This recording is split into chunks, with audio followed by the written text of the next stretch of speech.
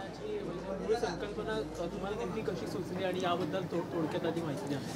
मुळात मूळ संकल्पना ही जे निर्माते आहेत कृष्णा शिंदे त्यांची आहे आणि त्या मूळ संकल्पनेला आकार देण्याचं काम एक लेखक म्हणून मी केलं आणि हळूहळू जसं रामाचा शोध, राम मंदिराच्या इतिहासाचा शोध, त्या वातावरणाचा शोध घेत गेलो तसं हे पूर्ण या प्रोजेक्टला एका मिशनचा आकार आला आणि आज ते आपल्यासमोर मिशन अयोध्या म्हणून समोर आहे. चित्रपटाचा जो काही विषय एकीकडे भक्तिमय तर आहेच, पण दुसऱ्या बाजूला काहीतरी वेगळी बाजू आम्हाला समोर येताना दिसते. ते आत्ता जी काही आम्ही झलक पाहिली याबद्दल तुम्ही काय सांगाल? राम म्हटलं की भक्ती आलीच आणि भक्ती म्हटलं की भक्तही आलेच, कारण भक्ताशिवाय देव पूर्ण नाही किंवा देवाशिवाय भक्तही पूर्ण नाही. तर आपण पाहतो आहोत की जी आजूबाजूची परिस्थिती आहे ना, सगळं आता छान चाललं आहे, तर ते छानच असावं आणि ते अप्रतिम व्हावं. आपण राम मंदिर, राष्ट्र मंदिर म्हणतो आणि ते पुढे रामराज्य बनू शकतं का, रामराज्याचं प्रतीक बनू शकतं का, ही सुरुवात असू शकते का, ही एक कल्पना मनात आली आणि त्यातून एक गोष्ट तयार झाली आणि जी आज आपल्यासमोर आहे. आणि ही गोष्ट पूर्ण करण्यासाठी, हे मिशन पूर्ण करण्यासाठी या सगळ्या कलाकारांची साथ मला लाभली. कालावधी किती होता चित्रपट बनवण्याचा आणि कुठे कुठे तुम्ही नक्की चित्रीकरण केलं? चित्रपट हा पूर्ण 1 वर्षात पूर्ण झालेला आहे.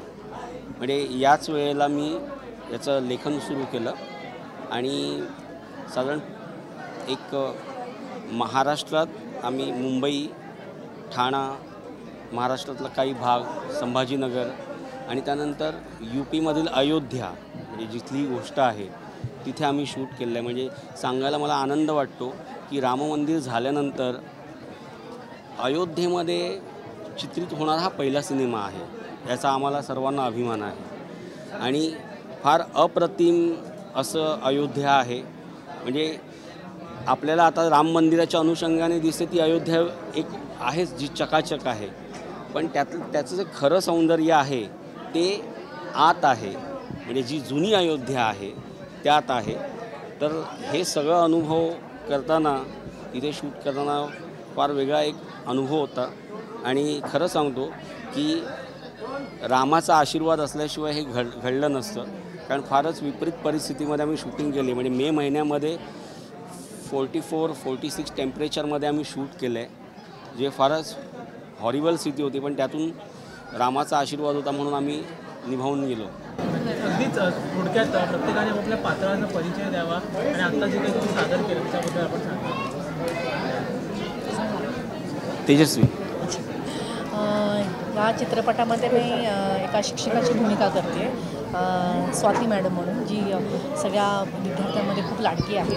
आणि ही अजित देशमुख जे आमचे सर असतात ते आम्हाला एका मिशन अयोध्यासाठी मिशनसाठी एका घेऊन जातात. तर तेव्हा मी ह्या मुलांसाठी मी तिकडे जाते आणि काय काय परिस्थितीला आम्हाला सामोरं जावं लागतं ह्याची एक ती स्टोरी आहे. तर असं माझं एक कॅरेक्टर आहे, खूप छान कॅरेक्टर आहे. म्हणजे जसं तेजस्वी दिसते ना, गोड आणि छान ना, आणि जी सर्व विद्यार्थ्यांना आवडेल अशी ती स्वाती मॅडम या चित्रपटात आहे. पण सर, नामस्मरणात खूप जास्त ताकद असते. हां हां नामस्मरणात खूप मोठी ताकद आहे आणि आज तुम्ही आम्हाला हे दाखवून दिलं तिथे. पण तुम्ही हे चित्रपट बनवत असताना तुम्हाला केव्हा केव्हा त्याची प्रचिती आली किंवा कधी कधी असं होतं की कठीण प्रसंग आला आहे शूट करताना, पण तर तुम्हाला केव्हा केव्हा ती प्रचिती आली? स्पेसिफिकली ज्या वेळेला आम्ही आता तुम्ही एक पोस्टर पाहिलं असेल चित्रपटातलं, एक असं पडकी वास्तू आहे तिथे शूट करताना म्हणजे आम्हाला फार हाल व्हायचे. म्हणजे फारच, म्हणजे मी माझ्या कलाकारांचे आणि त्या लहान मुलांचं कौतुक करेन. म्हणजे आम्ही जेव्हा लोकेशन पाहायला गेलो तर आम्हाला वाटलं नव्हतं, पण जेव्हा शूट करायला गेलो तेव्हा कळलं की अरे त्या लोकेशनमध्ये आम्ही सफोकेट होतो. म्हणजे सीन निघत नसायचे आणि त्यावेळेला काय माहीत नाही, एक अद्भुत असं एक शक्ती मागे असायची जी सगळ्यांना खेचून घेत होती आणि काम निघत होतं. म्हणजे काही सरप्राईज गोष्टी आहेत या चित्रपटामध्ये जे मी आत्ता रिव्हील नाही करू शकत, जेव्हा ट्रेलर येईल त्यावेळेला तुम्हाला कळेलच ना. पण देशमुख सर, स्वाती मॅडम आणि विचारे यांनी जे काही काम केलेलं आहे ते अप्रतिम आहे. म्हणजे फारच कठीण अयोध्येत शूट करताना, स्पेसिफिकली अयोध्येमध्ये शूट करताना जेव्हा 44 टेम्परेचर होतं त्यावेळेला चक्क म्हणजे सकाळचे 8 वाजता 44 टेम्परेचर होतं आणि त्या गरमीमध्ये लहान मुलांना चक्कर येत होती, मला चक्कर येत होती, यांना विचारेंना चक्कर येत होती ना. शूट आम्ही थांबवलं पण होतं. पण जे असतं ना की रामाच्या भूमीत आलो आहे, आमचा हेतू प्रामाणिक होता, मिशन प्रामाणिक आहे, त्यामुळे त्यांनी आशीर्वाद दिला आणि आम्ही शूट केलं फायनली. फार विचित्र परिस्थितीत शूट करत होतो आम्ही. प्रेक्षकांना नेमकं या मिशनमधून काय मिळणार आहे?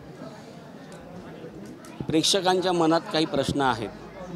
अयोध्येत राम मंदिर झाल्यानंतर जी परिस्थिती आज चालली आहे त्यातून प्रेक्षकांच्या मनात एक प्रश्न आहे.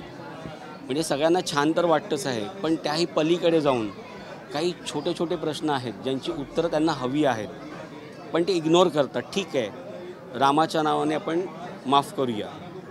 त्याच प्रश्नांची उत्तरं या चित्रपटामधून त्यांना मिळणार आहेत. सो मच आणि ऑल द बेस्ट सगळ्यांना. थँक्यू. 24 जानेवारीला सर्व चित्रपटगृहामध्ये आपण जाऊन हा सिनेमा पाहावा आणि आमच्या मिशनला पाठिंबा द्यावा. धन्यवाद. जय श्रीराम. जय श्रीराम.